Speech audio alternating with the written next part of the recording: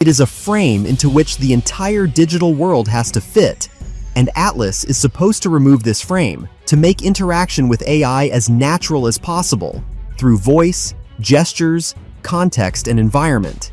And this is where things get really interesting, because if these rumors are confirmed, then we may be looking at the first product in history that truly challenges smartphones, not improving them, not complementing them, but attempting to replace them.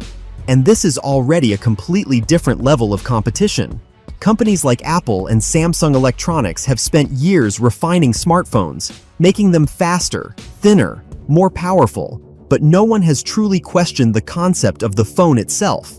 And now, essentially, it is OpenAI that is taking the first step in this direction. And if earlier AI was just a function inside a device, now the device becomes a shell for AI.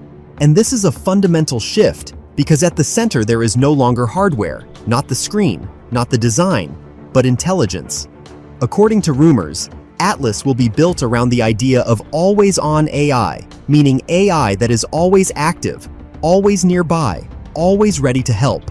You do not open an app, you do not launch a system,